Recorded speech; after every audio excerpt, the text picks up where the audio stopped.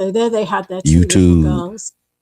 YouTube be YouTubing, boy. Thank y'all. Thank y'all, YouTube. I appreciate you. Welcome to the Tampa Bay Breakfast Club. I'm your brother, John. And this is Qiana. And this program is being brought to you as part of the New Image Project at the Community Development and Training Center, a.k.a. See That? See That. Yeah. And we like to thank y'all for tuning in, helping us to redefine what's cool, because smart is the new gangsta. Baby. And if you don't know, now you know. No. And we also want you to know that the Tampa Bay Breakfast Club is an independently produced program. Mm-hmm. The views, opinions, statements expressed by hosts, guests, or callers are their own and do not necessarily reflect the views, positions, or policies of Carafesta Radio, 99 Jams, its ownership, management, affiliates, or sponsors, or partners either. And so if you want to share your opinion, your views, your statements and expressions, give us a call. It's Freestyle Friday, 727-637-2416. Give us a call, tap in, and let us know what's on your mind on this fine Freestyle Friday. Q, what's on your mind? It's Friday night. How many songs got the word Friday in it? So I know you got like Friday. It's Friday. It's Friday. And I just got paid. Yeah. Then you got the Friday night. Mm-hmm. And then you got, isn't it? I ain't got no man and my man ain't got. That's on Friday too? I think that's on Friday. That's Friday. That's a song about a Friday. A song about Friday. Can y'all hear us on social media? We just want to make sure. Mm-hmm. Okay, they can. Y'all good. We good over there. Just want to make sure, and thank you to all the team who helped us navigate our technical difficulties.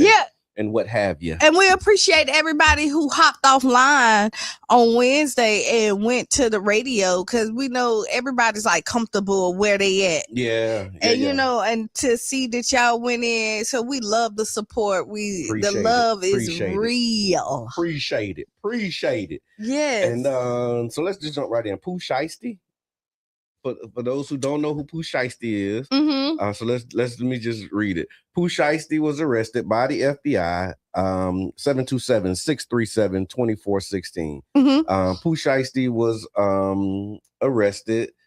Rapper Pooh Sheisty was arrested by the FBI along with several others, including fellow rapper Big 30, for allegedly carrying out a kidnapping and armed robbery inside of a Dallas recording studio.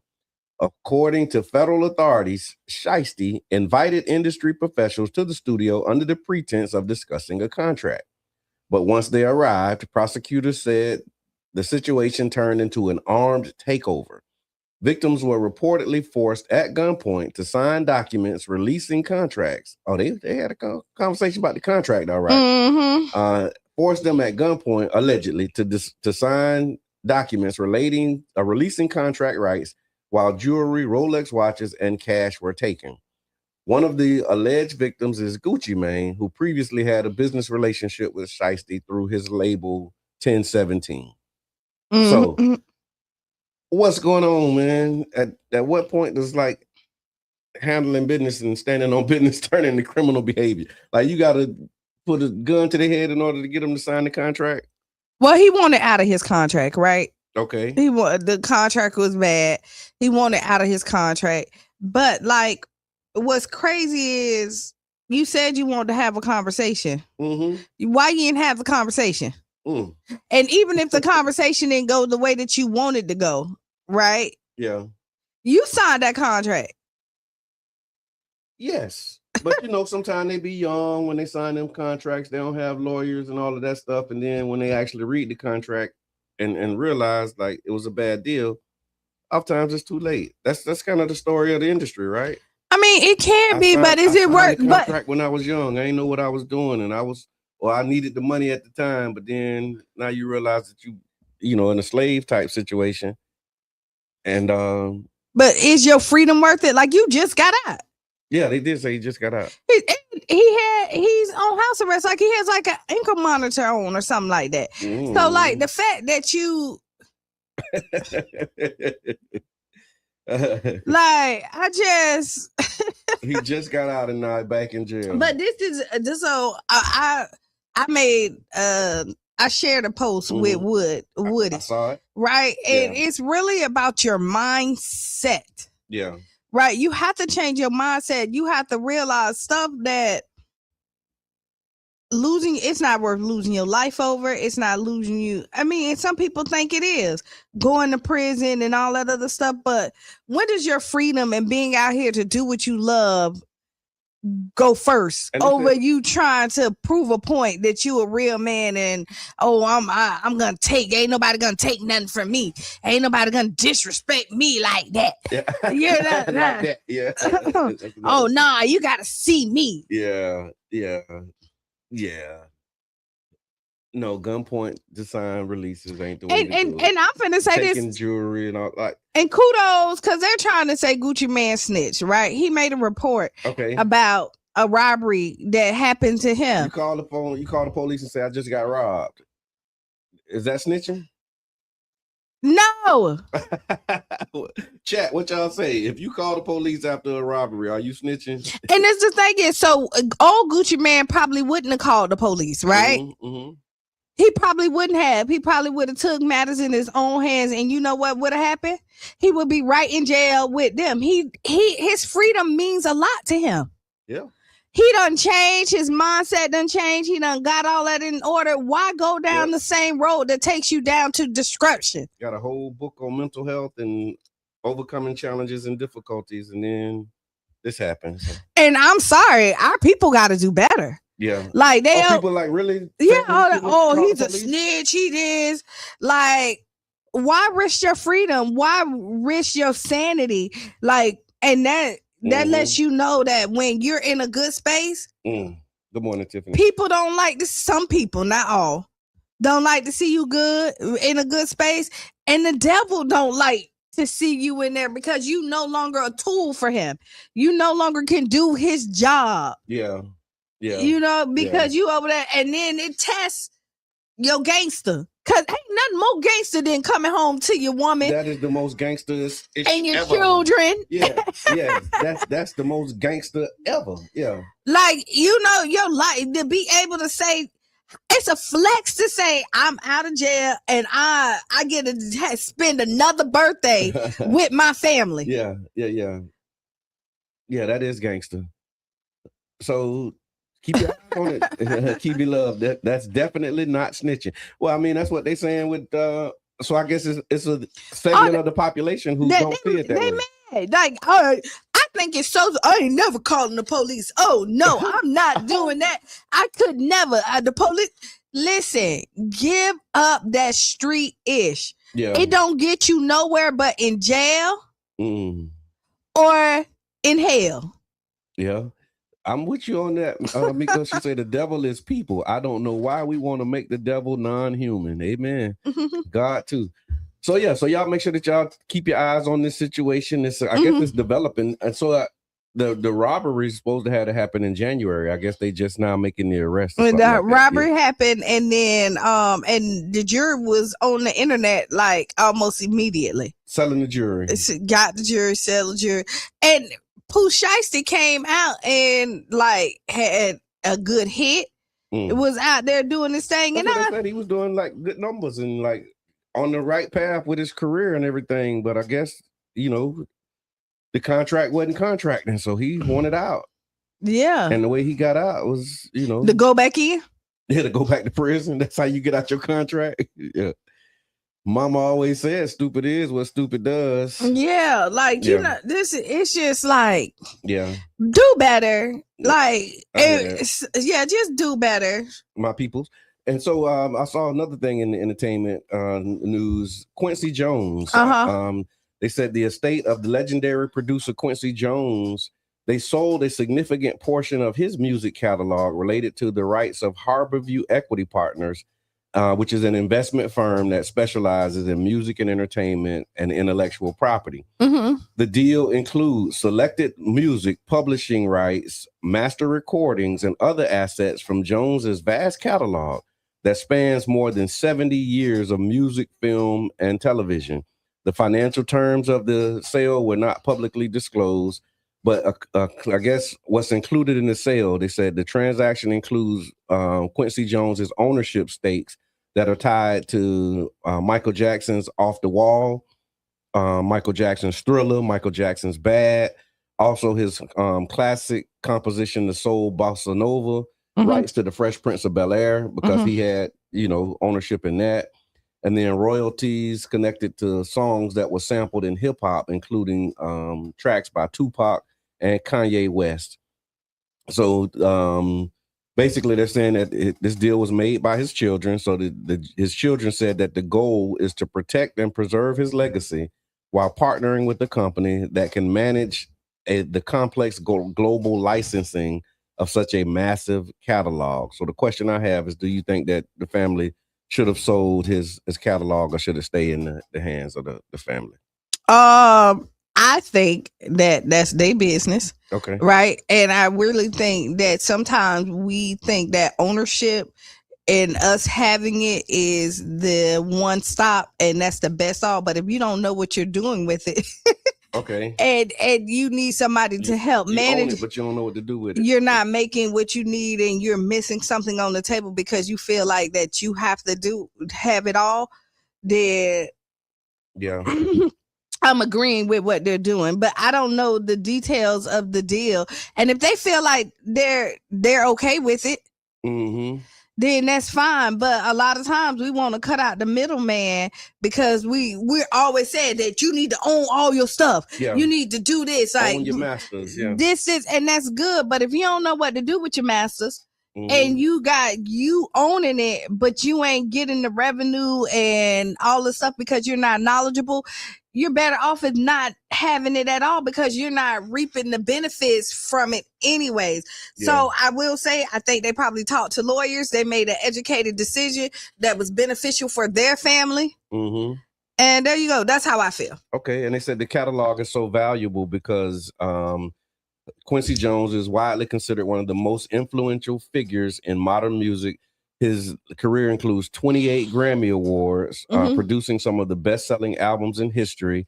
He's worked across jazz, pop, R&B, film scores, and television. And his catalog generates revenue on streaming platforms, radio play, film and TV, commercials, also sampling. Y'all know the Fred Sanford song. Boom, boom, boom, boom, boom, boom, boom. That's Quincy Jones too. Dun, dun, dun, dun. So I'm looking at Yubi. Yubi said if Quincy wanted to sell, he would have when he was alive. If you don't know, get the people who do. And that's what he did. I feel like that's what they do. Because he didn't sell. Yeah. But again, Quincy was a music genius. This is what he studied. This is what he did. Yeah. Right. And then once he passed away, he give it to somebody else. It's up to them to keep the legacy alive and do what's right. So I mean, honestly, if they didn't sell and then they found out that it was all this money, they will be talking about that. They ain't even know what they was doing. man, you know. So hold it and don't use it and still have it, or sell it and but it sounds like a portion of it is sold. Yeah. And it sounds like a partnership. Yeah, that's what they said. They said they wanted to protect and preserve his legacy while partnering with the company that can manage the complex licensing of such a massive catalog. Harborview CEO Sharice Clark, that sounds like a sister, said the firm, Sharice, boy, we really buying the stereotypes. Sharice Clark said the firm plans to safeguard Jones's cultural impact while expanding opportunities for future generations to experience his work. Yeah. Okay. And I mean, things change so much in the industry, and what was okay for him back then ain't what it is now. Like, you have AI, you have so many other ways to make money off of things like that like Quincy Jones probably didn't have access to, or wasn't even available at that point in time. And it's okay to get help, y'all. Yeah. Like, it is okay to get help. Yeah. It's okay. This is why people go 100% of nothing, or 50% of something, or 70% of something, and they probably own still the majority of it. So if something goes left, they still have the majority and not the minority of the vote for what goes on. But like, my God, like, it's like, I'm might have studied, and I'm because Miko on here, right? Yep. I could have studied about health and know about nursing, but I'm not gonna cut my nurse out because I'm knowledgeable about something. You're not a nurse, but you know a little bit about nursing. I did some research. I'm a CNA. Okay. And I got my CNA license. A lot of them know more than the nurses. Some. Yeah. But then some of them don't. Yeah. But again, I'm not going to cut my nurse out. Okay. Just because, you know what I mean? Like you still there. So, and I'm just using that as an example. But what happens is you get some CNAs who also say, I know more than nurses or do more than the nurses, and then cut them out. And then something happens and now they're liable for something because they technically, you know what I mean? So listen, y'all. He put in his, he says, so they are helping them to manage, or are they helping themselves to the pie? Probably both. Yeah, probably both. Nobody ain't. So let's talk about that. Ain't nobody stop people doing stuff for free. Like so them days over. Them days are over. Like everybody needs to get paid for their worth and you doing your job. Like if I decide to do something for free for you, it's a goodness of my heart. But I worked hard to get where I'm at, to be able to walk into different rooms that other people can't walk into. I work hard to be able to say, hey, I can rack in this money, and I'm sending out them hound dogs to make sure ain't nobody else using your thing. So yeah, I do want a piece of the pie. And yeah, I want to make sure that you good, but I'm going to get a piece of the pie because I deserve the piece of the pie. I'm working for the piece of the pie. Like I'm not just, you're not Debo in the pie, right? Yeah, like I'm not just sitting in there this Let month. me get that. What pie? Right. This month. No, they're working with them. Like, and I don't think the Quincy Jones people is fools. Yeah. You know what I mean? Yeah. Where somebody's taking advantage of them. I really think they sat down and made an educated decision. I hear that. Loud and clear. So yeah, but that's something that's all, and I thought it was pretty interesting just to lift up, because it's one of those conversations, it's an ongoing conversation, and I think it ties into a lot of the talk that we have about ownership versus selling, and when to sell, should you sell, should you hold, buying, holding, all of that kind of stuff. And clearly it was probably in their best interest at this moment, or they think it's in their best interest anyway for them to sell. Miko says the difference is one got the education on paper and the other one don't. But some CNAs do know, especially if you've been doing CNA all your life and did not go back to school. Now you have a new RN straight out of school telling you what to do. So yeah, there's situations where the person may not have the paperwork, but they have the lived experience. And they can actually. And I get that. And so let me say this, and I shouldn't have to say this. Yeah. Is that we don't subscribe to all here. I was just using that as an example because I do know some CNAs that really get it done and really know their ish, right? And I know some nurses that don't know nothing, right? But I was just pass the test, right. Yeah, good. So I get that, but what I'm saying is sometimes, again, you don't want to pass on because you know something. You got to do what's right for you and your situation. Right, that's it. That's really it. Just know. All right. So one of the things we want you to know as well is the Black Money Movement is continuing to bring energy with two big events. And so the Cash Mob at the Canopy on 18th Avenue is Sunday, April 5th. That's this Sunday, 12 o'clock. So come eat, spend, and support local businesses. They're back with another one following the one on April 5th. It'll be a Cash Mob at JTD Inner City Foods on April the 11th at 12, because again, circulating dollars in the community is what matters the most. And it is a great opportunity for us to continue to make our people rich on purpose. And then speaking of on purpose, Healing on Purpose is April 18th. Tell me about Healing on Purpose. Healing on Purpose is a community event. It's a holistic way of healing. It's a panel. You're going to get gut health, how to get infusions as far as like a nurse coming in. Miko is going to actually speak about childbirth and Black motherhood and what that looks like, going to the hospital and the things that you need. I'm going to talk about your mindset and how that is important. It's there for the whole family, and it's going to be a really good event. It's free for the community. There's going to be giveaways. Sister Naira, you know, her and her husband is Repair the Black Family. This is their baby. Yep. This was their idea, and they put this together, and I think it's going to be something really good. It's going to be at the YMCA. Yep. Child Park YMCA, 691 43rd Street. Carla, we got a couple seconds. Yeah, go ahead. Before the break. What's on your mind? This Miss Miko, Nurse Miko. I just want to make a quick statement. Good morning, y'all. Good morning. With the cash mob money movement, I think we forgot about one person. She may not have a EIN or a business per se, but because of what she did at Snacks gas station with that boycott, we need the cash mob Carlisa Wilson with them peanuts and flips. She is the foundation. She got a plate after doing this here. She should have been the first one we cash money mob. That's all I'm gonna say now. Let's not forget the founder. That's right. That's what it is. So if we got info on where she is and when she do what she do, put it in the chat. Okay. Let's make that happen. Yes, sir. Yeah, I love it. I like things that are easy to do. Yeah. Like you know, sometimes you gotta do the hard thing, but then there's some stuff that's just real easy to do, and that's something that's really easy to do. Yeah, you know what I mean. Like just direct some traffic to support, over there. That ain't hard to do.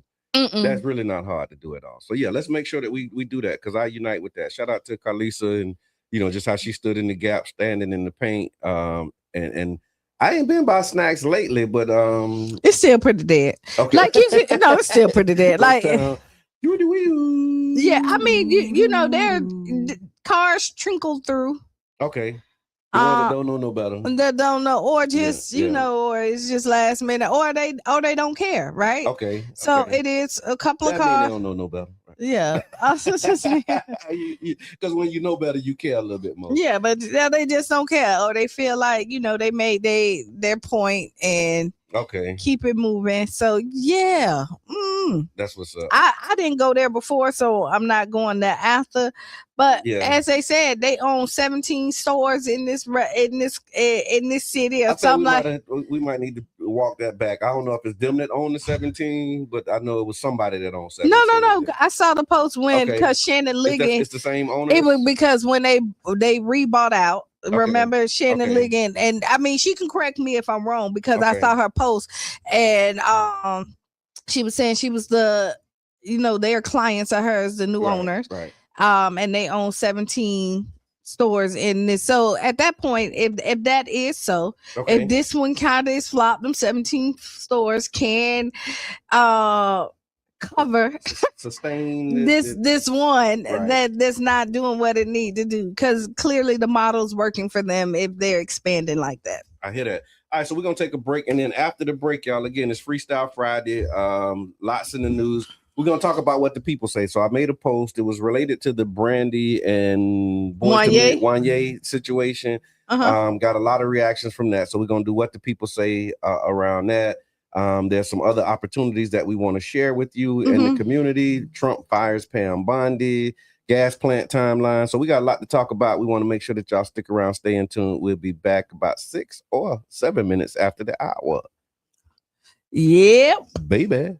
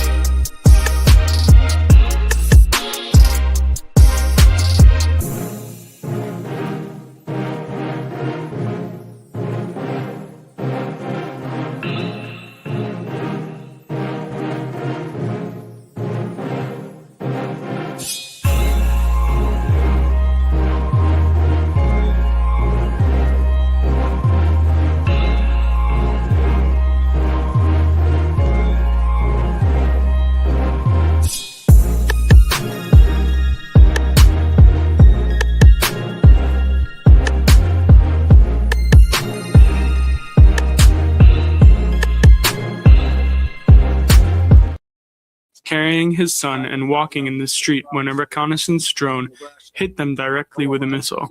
He and his son. And guess what? We back. We're back. We're back. We're back. We're back. We're back. Boom. We're back. We back. We back. We back. We back. We back. Hey. So tell your friends, tell your family, tell your peers, tell your homies.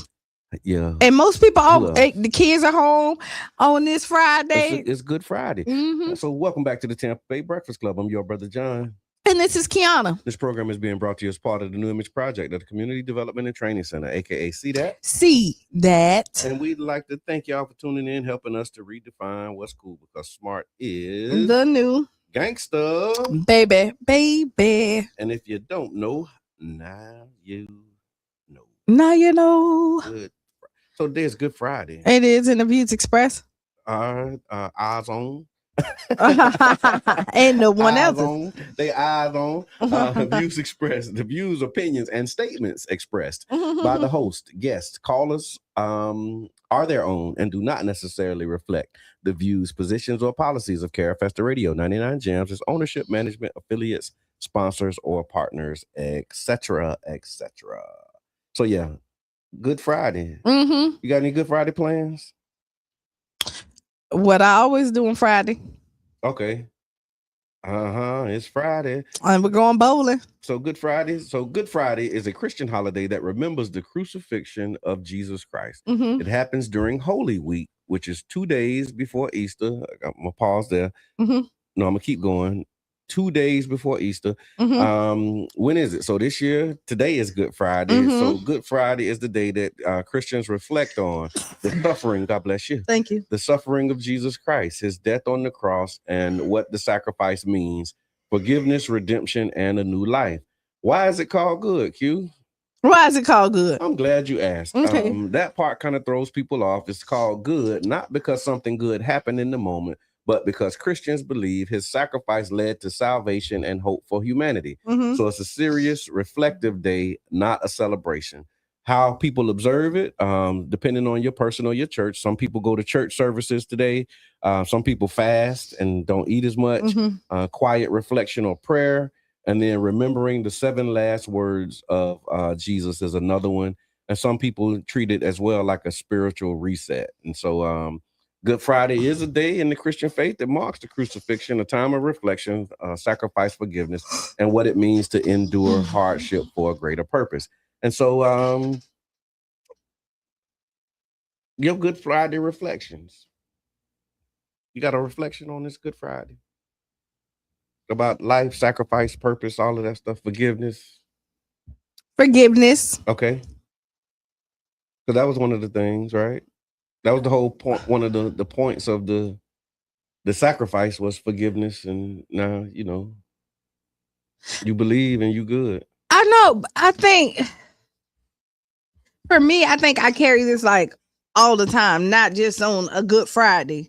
Like It's not my Good Friday where I can be like, oh, now Good Friday ain't just one Friday. No, it's not one Friday out of the year, or like I'm gonna reset, or I'm gonna, you know what I mean? Like that doesn't happen for me. Okay. Like I feel like I wake up every morning trying to be the best version of myself, and doing, trying to forgive people who wronged or cutting them off, or however the case I'm going to do, and just looking at the silver lining and living with a better mindset for me. You know what I mean? So I can't just say like today was the day that I was going to sit down and reflect. I do that all the time. Yeah. So you don't have to give me a title of a day for me to do that. So Good Friday for you is another day, huh? Yeah, it is. Okay. Kind of me too. I'll go along with that. So let us know. Put it in the chat. What does Good Friday mean to you? Is it religious, spiritual, or just another day? How do you rock on your Good Friday? But I respect for everybody that that Charlie Funk. Every day above ground is a good one. I know that's it is for real. So. And you would say his pops always said that too. And I know. And even if you even with that, like. With me doing that don't mean that like Good Friday for you can't be the day that you sit down and really say you're carving out time, because a lot of times we don't make that time and you got the time off, somebody gives it to you. So now you was like, okay, I can really sit down and reflect and make sure that I'm on the same path that I want to be on. Yeah. The right path, brother. Yeah, you're right though. I do that a lot. So yeah, it's not a particular day when that happens, but yeah, it is interesting that it's happening now in this time in this season. I guess with April 1st being the new year, you know, the real new year. Right. And then, coming into the new year, that's usually when you do your reflection and you're resetting and you're all the things.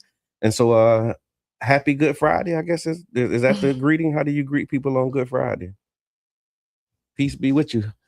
Good morning. Good Friday. Grand rising. Grand rising. Good Friday. Are you a grand rising or a good morning type of person? I'm whatever. Yeah. I'm whatever. You reciprocate, huh? Yeah, I'm whatever. Bonjour. It's whatever it is. Whatever I'm just not one of them people that's like not on some most stuff. I'm not like. Yeah, it ain't that serious for me. Like if that's where you really serious about that. They is. Yeah. And but when I will tell you is that when I text people or something like that, I'm like in my mind, so like, is this a good morning person? Is this a grand rising person? Should I say like because you offend people in one way or another, and there's some people because I like to respect people where they at. Okay, so if they grand rising people, then you grand rising. Yeah. Are you if you're a good morning person? If you hey King, if you hey Chief, like I what up, dog? Yeah, if you I'm now too. Natural.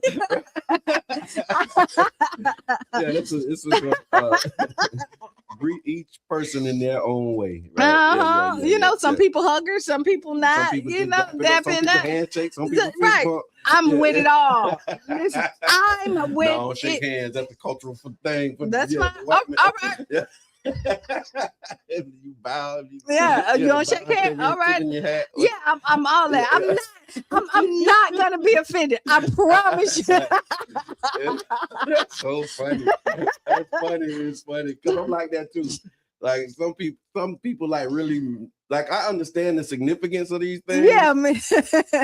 But I also don't allow that stuff to give. Like I don't give so much weight to it that it just becomes like unbearable and control your whole life because people don't do it. Yeah. Like I think we give so much power to other stuff that doesn't, I get why they say good morning. Yeah. You know what I mean? The history behind it. Yeah. When mourning and sadness and when they used to kill the slave. And all that. But you're giving the words power. Yeah. Right? And so you give the meaning of it and you feed what you want to have, because if you say good morning and somebody gets up and you have a phenomenal morning, it did what it was supposed to do for you. Greetings, Mr. Teresa. Are you a good morning or she just said greetings.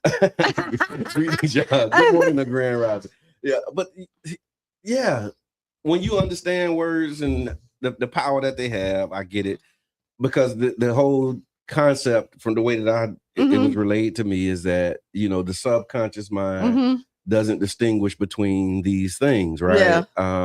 But the conscious mind feeds the subconscious, right? Right. And so it's like once you clear that morning to me means the sun is coming up and it's the beginning of a new day, then I'm clear on that. And like there's no ambiguity in that. And to be honest, until I heard your subconscious mind don't know that morning actually means the beginning of a new day. It means morning is like sadness and grief. But if so you never wish somebody, but your subconscious is something that you like had to experience. Yeah, you program it. It is something again that you had to experience. So if you didn't experience that morning, right, from thank you, then it's not there. Right. Good God. the sun rising in the AM. Amen. I usually say good morning, Miss Teresa. God morning. And I see that. At first, I thought it was a typo. When Mama Blue would put God morning in the chat, but she's consistently God morning. Like, yeah. And I'm with all morning are not the same word. Amen. Yeah. And being clear on that, even though it sounds the same, it's like people be sweating. They be woke, Charlie. They woke. My brother. They said respectfully. So whatever your preference is, assalamu alaikum, hotep, namaste, grand rising, right? All of that. I'm with it. What up, though? What it do? Like, you get it all from me. So they sleep. It's only when you're not activating that stuff. You got people that sleep. And what I will tell you, whatever you do, if it's making you be a better person, then I'm 100% with it. Amen. Now, if it's bringing you back down another rabbit hole that you don't need to be, and now you stressed out, you can't do it, then maybe you need to look at something else. Yeah, immediately. All right. So, in other news, so when we talk about what the people say, what the people say, I saw a story that prompted the question that I posted on social media. And the story that I saw was about Brandy, saying that I guess Brandy, the singer, has a new book. Y'all know Moesha, right? Moesha, Brandy, The Boy Is Mine, some of the other music that she made. So she has a new book out. And in the book, she talks about her relationship with Wanye from Boys to Men. And she said that she was 16 and he was 22 at the time. And she felt like, how did she say it? He weaponized her starstruckness and fandom and wants to acknowledge the fact that she was still a child and he was an adult. And so that, just prompted this question. If you have a 16-year-old daughter, she wants you to meet her 22-year-old boyfriend, how would you respond? And we got some reactions. How would you respond? 16-year-old daughter wants you to meet a 22-year-old boyfriend. How you responding? I'm probably not responding well. Okay. To be honest, you just what do you want with the 16-year-old, right? Is another thing. But let's talk about what the people say. Go ahead. so Charlie Funk say hell no, but go ahead. There we go. And so we have, let me see, 1, 2, 3, 4, 5, 6 themes that came up under the what the people say. Okay, so go ahead. Get into it. So the immediate reactions that we got, the strong majority of the people was they would shut it down immediately. They said it's inappropriate, unsafe, and potentially illegal. So that's when the protective instincts kick in. And right. So that was like the majority of the people like, oh, hell to the no. Excuse me. I don't know if we can say that, but I mean, it done said it. But no, it ain't happening. So definitely shutting it down. Then you had the protective parent perspective. No adult should be dating a minor. They would confront the boyfriend directly. They would question his intentions and his background. And then some want to involve his parents, and others even were saying that they would involve the authorities. Like they just going to call the police. Then there was accountability. Parenting accountability was another angle. How did this relationship develop without parental awareness? Break it down. And the breakdown was, they were saying it was a breakdown in communication, maybe some supervision and boundaries. Parenting starts early, not when they're teens, was kind of like a theme, saying like, if your daughter is engaging with a 22-year-old in some kind of way, it's the parent's responsibility. I'm not sure about that particular angle. So this is what you do. You take Brandy in Wanye's situation. Brandy was forced into a adult situation as a child. She's doing adult stuff. She's around adult people. She is on the, and this doesn't make it right. I'm just kind of going through the mind frame. And this is why my hesitation with it is that any normal 16-year-old in her situation, she probably wouldn't have related to whatsoever. Yeah. She's not in school with them. She's not doing business with them. She's not hanging out with them. Every aspect of her life is putting her in that at that 20-something age group, and that's who she's with. Right. And I do think that they're then where the parenting up, and this is why I'm finna lie on the parents with this, is that you need more guidance at that point to ensure that your child is still doing children stuff and is allowed to not be manipulated and put in that situation. Here's the other piece of it too, Q, because this was another one of the perspectives, and this was what I read in the article about Brandy, is saying that they was like sneaking with it, right, and then denying that they were in a relationship, and then like waiting until after she turned 18, etc. But here's the other piece too. One of the other things that came up in what the people say, they said if you just say no, she may sneak and continue the relationship. And so the fact that she wants you to meet him is your opportunity to stay informed and to guide them instead of losing the visibility. Because now,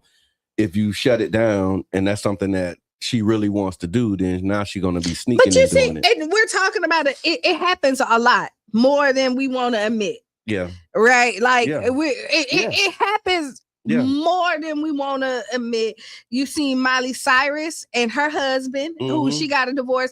Same situation. He was, he was older. They dated.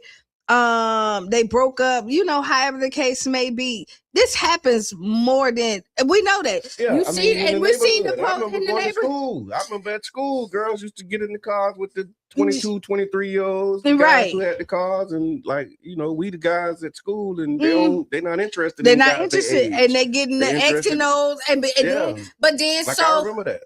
Then you have and so we make excuses, and then we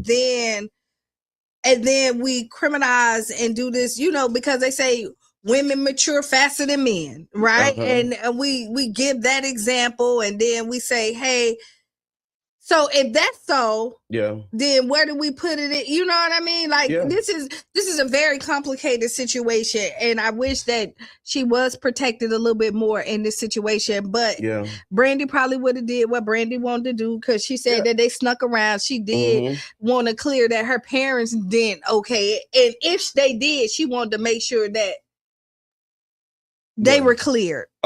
You know what I mean? At that point. I got you. Because she was saying like something about the silence of it all, and she been kind of sitting with it, but knowing that, again, she was a child, and technically this person was an adult. And so the other piece of this, as a part of the what the people say, was the accountability issue. And so they said the adult accountability, the 22-year-old should know better. Also, one of the things was like, is this grooming? Is this predatory behavior? Because of like the teen self-esteem, the attention and validation that come with, how the older people prey on, the younger teenagers. So this was the opportunity, they said, to teach boundaries and also teach healthy relationships. I've seen it so many. So I have a thing, right? And then I had to really kind of realize, relationships are crazy across the board. And like Miko said, now you got old women messing with younger boys. Same thing, young men. That was Yubi's question too. What Yubi says? No, he was asking is there a difference when it's the other way around? Like if it was a 16-year-old young man and a 22-year-old woman, does that make a difference? I think boundaries need to be set. Yeah. We see it all the time. Celine Dion and her husband. Okay.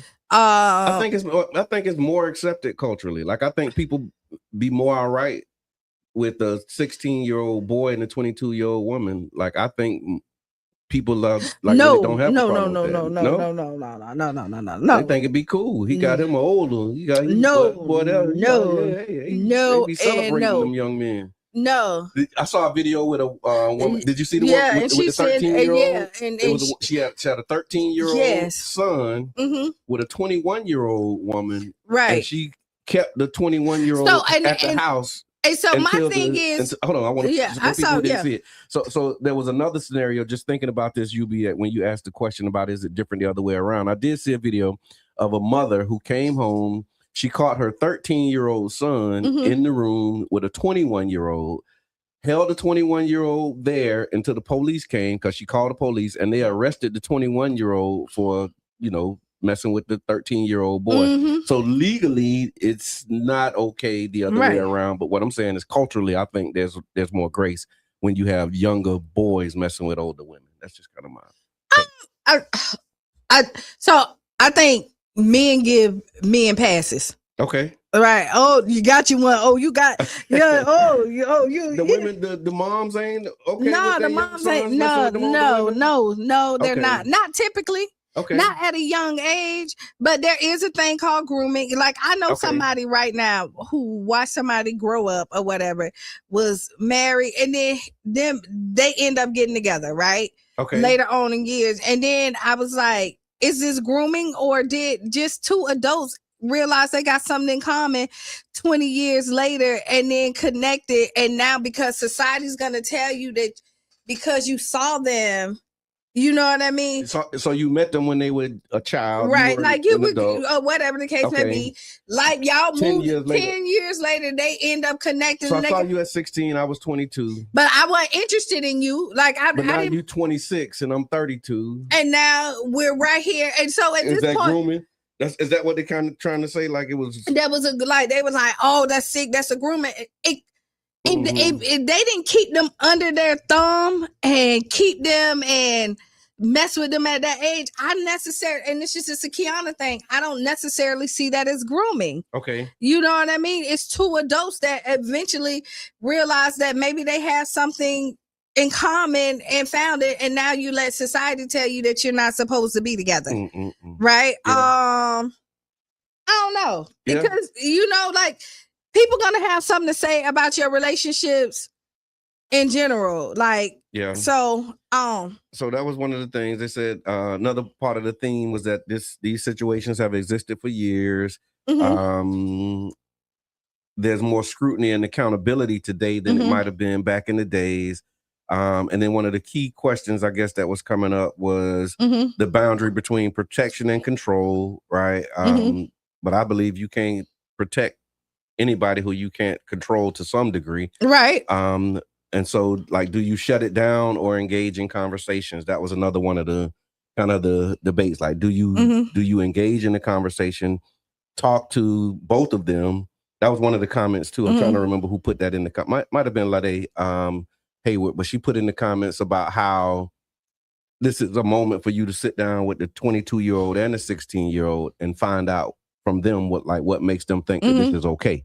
Like, not condoning it or going with it, but like, here's an opportunity for the 22-year-old to learn something as well as the 16-year-old.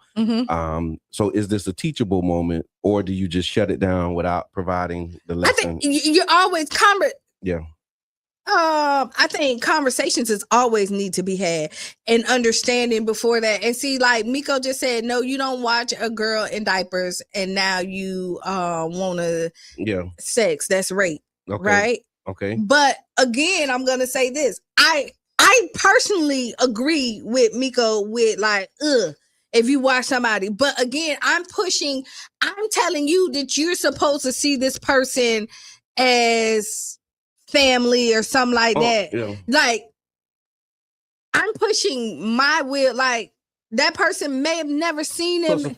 Let me just set the stage. So if it's a family friend, watch you grow up, and now later on that family friend and somebody who watched you grow up, now y'all in a relationship. But again, is that necessarily grooming if that person never approached that person, never did anything? Okay. They just, and then later on they end up being together. Okay. You know what I mean? Like, I'm asking. This is because we push that on them. But if that person, if you never like, okay, you see somebody over there. If I always saw you as little so-and-so, then you always going to be little so-and-so. To you? Yeah.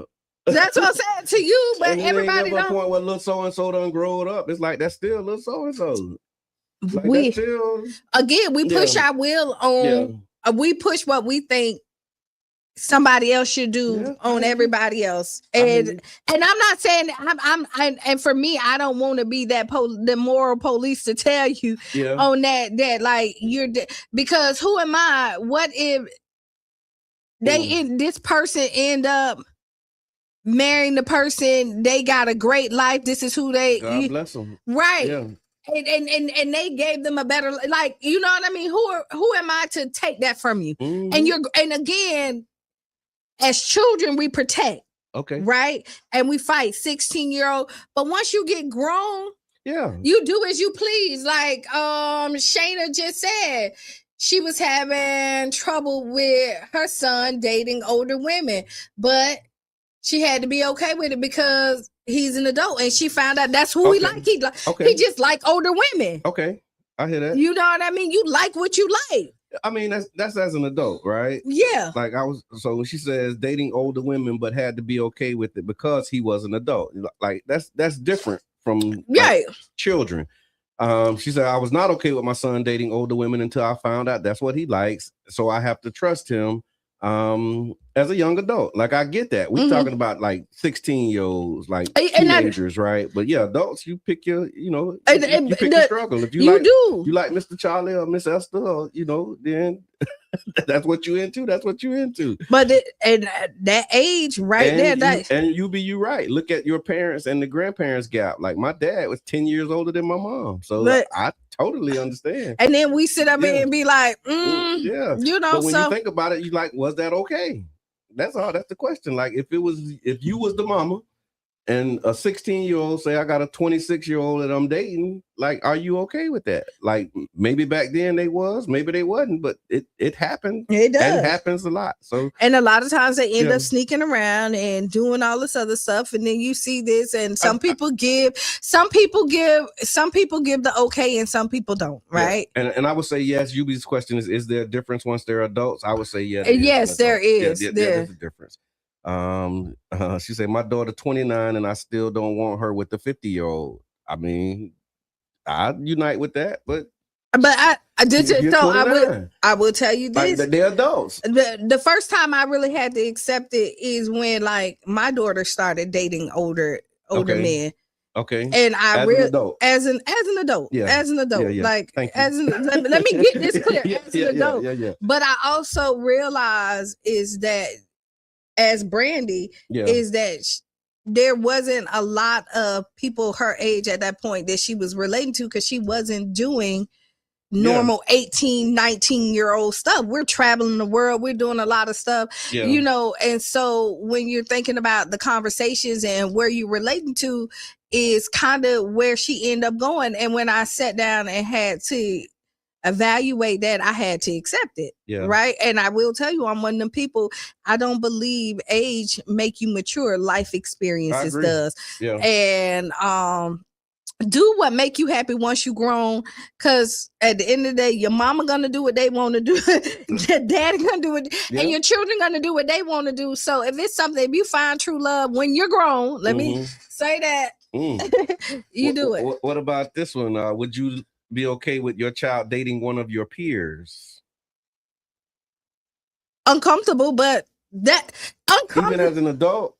Uncomfortable. Maybe as an adult, no. What? No, I don't think I'd be okay with that. That's a daddy. I'm just I don't think I'm cool with that. And I would, I mean, I would probably, and you know what? I've never had any of my. I've never had any of my friends or my male friends ever. Put it in the chat, y'all. Let us know. Would you be okay with your child dating one of your peers? And so I have a rule too. If I saw you grow up, or you ever call me Miss Qiana, you can't date me. That's what I was saying earlier. So I can't date you. But that's what I was saying. So, and the flip side of that is, if I ever called you little, but that's my rule. They call, but I unite with that. That's my rule. rule. What I'm saying? Like, if you was little somebody and I was big somebody to you, you always gonna be that. Like, it ain't like, oh, you done growed up now. Like, no, you still no. Like, my boyfriend is younger than I am. Yeah. You know what I mean? There's an age gap between us. I met him as a grown man. Yeah. You know, I didn't watch him grow up and all that other stuff. Yeah, but you know, because I get this question all the time when it comes in there, and I'm like, that's totally different. Yeah, because like my wife older than I am. Wink, wink. And you was up when you was young too. Man, I sure was. We was teenagers though. Yeah, but nobody could stop you. No. Nah, I couldn't stop myself. But I mean, that's another part of the thing. And it's only like 18 months. It's not like way older, but it is something that we talk about. But I get it. Like, again, once you older and you have these conversations, who you attracted to, who you attracted to. So he said, now I'm sex someone that could be my son or son's friend. And she said no. No. And I mean, and I would tell you, it is. I could never date any of Cheyenne's friends. Yeah. Like if you was her friend, like and I have a rule. Like if you call me Miss Qiana, couldn't do it. You couldn't do it. Tiffany said, I could never date any of my son or daughter's friends, grown or not. I just don't see them in that light. That's exactly right. I agree with you. Yeah, like but again, but this is something that you. Oh, but you know what? I just thought about it. I ain't gonna say it on air, but I got some stories that just came up for me. And that's when we started talking about, I know somebody that saw somebody and now they have a baby together. Yeah. They're both grown and they're doing whatever. Yeah, I'm gonna just move on. All right, we're gonna dead this conversation. Yeah, thank y'all for your engagement on this one as well. But definitely a conversation that absolutely needs to be had. And make sure that you're keeping your eyes on your girls. So and your boys. Because they think it's just a girl and boys thing, you know what I mean? Yeah, and I will tell you, in the 90s, the culture was so different. The culture was different. Yeah. And the acceptance and all that other stuff. And now you know better, you do better. Absolutely. Accept the responsibility. So the city of St. Pete has announced a tentative timeline for the gas plant redevelopment proposal selection. So this is right off the city of St. Pete's website. They announced it on March 31st. The city of St. Pete is announcing the tentative timeline for historic gas plant redevelopment proposal selection. We'll come back to that. Yeah. At this time, the process of reviewing and shortlisting proposals that were received is underway. City staff evaluators have completed an initial review of the submissions, and those analyses are available on stpete.org/gas plant. The evaluations will be forwarded to Mayor Welch for his consideration.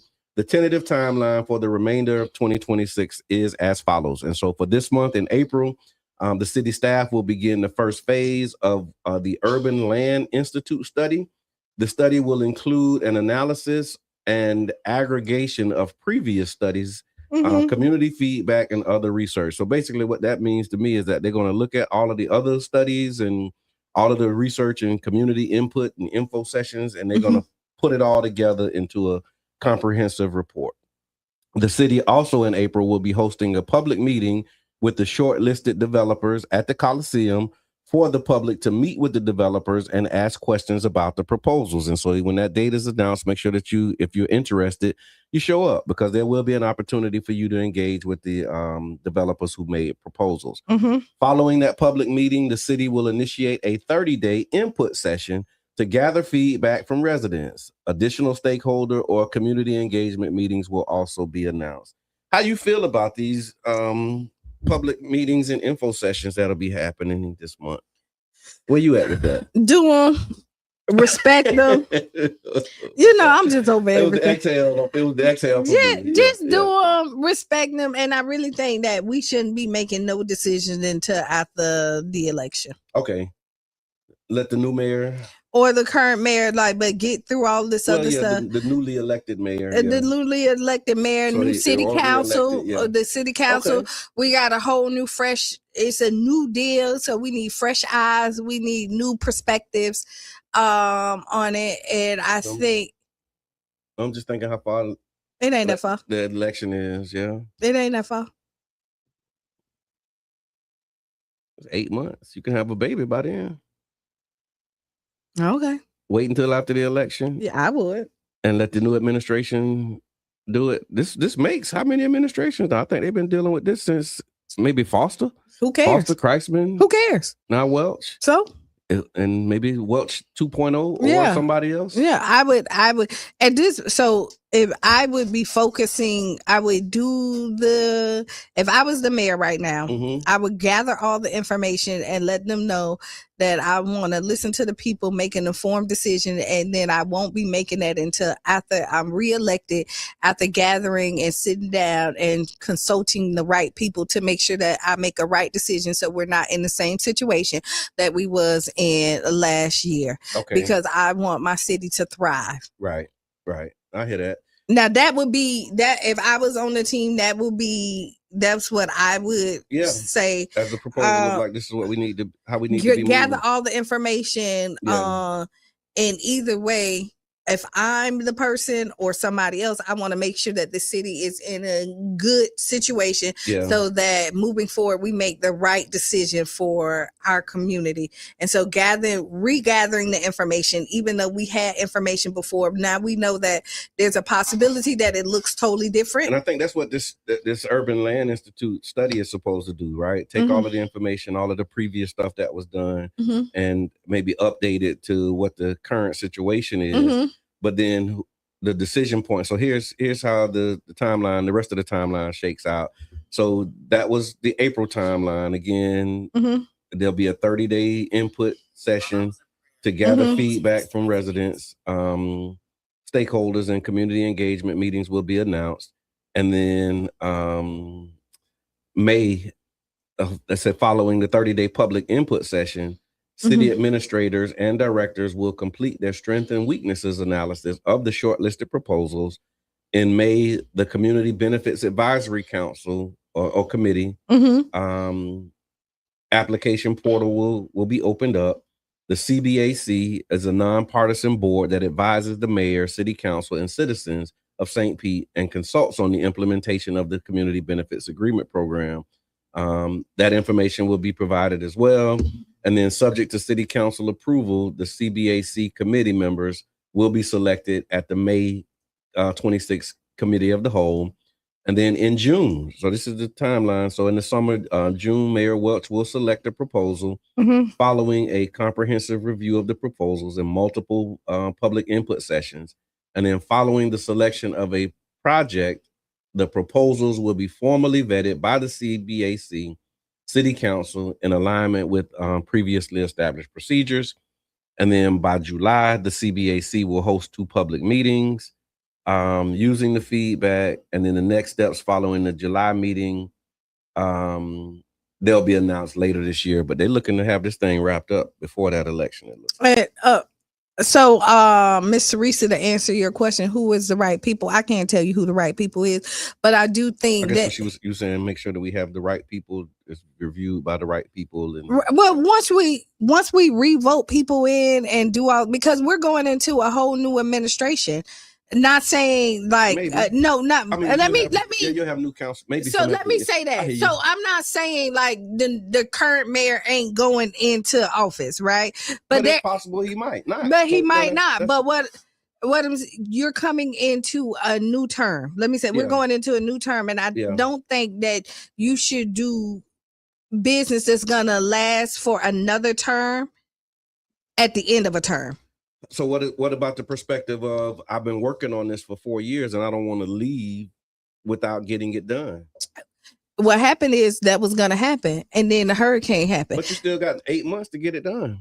To get and that's just me. People gonna argue, right? They're gonna argue. The other side of that is like, okay, I've been working on this for 3.5 years. I got 8 more months. I'm trying to close this out and not close. And then if I get reelected, I can finish it. And honestly, if I'm doing it, depending on what it is, you do want to close it out because because people don't like to come in the middle of something else. That's what being done. That's what, matter of fact, that's looks like what happened with Welch. Like they made a decision. Kreisman and them made a decision. They picked somebody, and then when the new administration, the Welch administration came in, they canceled the deal and started the process over again.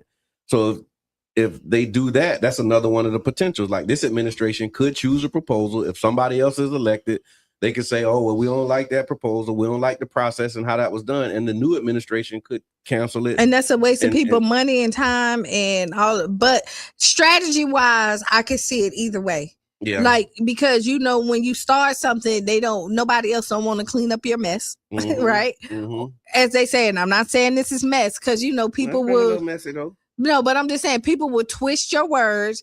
Nobody else, like if you start building a house, nobody else want to come in there and I just saw that on the news. Start like somebody was suing a company, they was trying to get them to repair it, and everybody like, nah, we ain't touching that. We ain't started. We not gonna. They don't want to do it, so then the last person has to come in. So and if you can't get that person to come in, now what do you do? But that's a good strategy for our current mayor as well. If you go and push it and start it, nobody else technically wants to touch it, and or will that cause them to reset like he did? Because he came in, they said, hey, here's the person we selected. This is the proposal that we want to go with. He came in, said, cancel it. We're going to start the whole process over again. And then we see, here we are 3 years later, almost 4 years later now, and still, nothing but lessons learned. I won't say no progress, because there was a lot of learning. There was a lot of learning. And you just hope that you learned the lesson. Yeah, that's it. And so let's keep going. Speaking of learning lessons, Pam Bondi was fired. I don't know if that's a lesson for somebody or not. The lesson is that there's no loyalty over there with WIG. Okay. It don't matter what you do. You can kiss butt, try to cover, change narrative, argue it down, do all of that. The releases, everything you could do, be right on the side and never even look wrong. And if you cough that one time wrong, you're fired. Yeah, out of there. So for those who don't know, what had happened was President Donald Trump has removed Pam Bondi as Attorney General, and she's only been there a year, just a little over a year in the role. Bondi's time leading the U.S. Justice Department was marked by major controversy, including large-scale firings, investigations into Trump's political opponents, and ongoing backlash over how the Epstein files were handled. Despite publicly praising her, Trump had reportedly grown frustrated behind the scenes, especially over unmet expectations around prosecution of his rivals.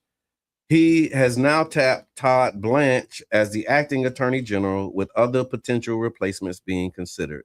So do you think the Justice Department should operate independently, or should it carry out the agenda of the president who appoints them? Independently. Okay. Like, that's the whole point of the thing. Like, because clearly the president is wrong about some stuff. And then what happens is, and she tried to operate under your guidelines, but the other people shot that down. Yeah, the courts and all of that. Yeah, like a lot of the stuff that they've been wanting them to do has been shot down. So that's another part of this conversation, right? Because Trump clearly demands like unquestioned loyalty, right? But when you have that as a job requirement, then what happens to justice? If there is any, and then he demands loyalty, but he don't have to give it. He doesn't have to give it back. Yeah. So this is the one side. It's the one-sided. Yeah. And going in there, I don't know what he promised you. Like, you get your 15 minutes of fame, and then after that, you're done. Yeah. And this is those are like the three branches of government, right? So you got like the legislative, the executive, and the judicial. Pam Bondi is under the judicial side, right? In the justice piece. So she's supposed to be independent of the executive branch and like not, you know what I'm saying? Like beholden to this idea that he's supposed to, how you say it? Basically follow his agenda. So if he's saying, I'm appointing you to be the top cop and I want you to go after all of my rivals and political opponents, if there's no legal basis for you to do that and you don't do that, basically he's saying you're fired. That's where we at right now. UB says it's supposed to be independent. That's the point of checks and balances and the three branches of government. We're on the same page. But apparently all of that stuff is out the window these days. So yeah, but I thought that was interesting as well. Last thing, it's almost time for Ask Qiana, so I'll save that. So let's do Ask Qiana. Okay, go ahead, because we got 10 minutes to go. So Ask Qiana is brought to you by the One Community Grocery Co-op, OCGC.coop. And you can become a member owner today. Dear Qiana, Mm-hmm. my husband is a security guard, and he never turns it off. Everywhere we go, he's scanning the room, watching people, pointing out what could go wrong. He notices everything: who's coming in, who's leaving, where the exits are, and who looks suspicious. I get it. That's his job. And honestly, I appreciate that he wants to keep us safe. But sometimes it feels like we can't just relax and enjoy ourselves. A simple night out turns into a full security briefing. He's always on edge, and it's starting to rub off on me. At what point does being protective become too much?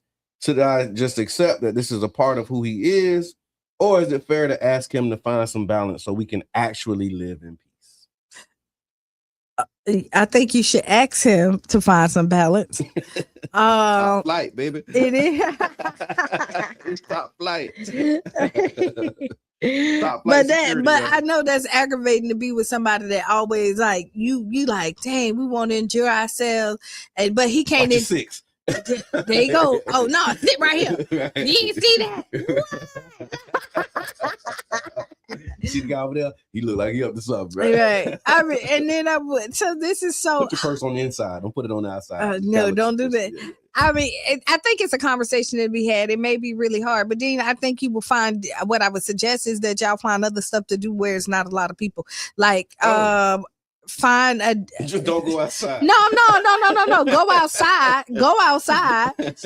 But go outside with your friend. Like, you create the atmosphere that you want. Yeah. You know what I mean? If you know that. Put your mask on, baby. They putting stuff in the sky. You might not need to breathe that. No.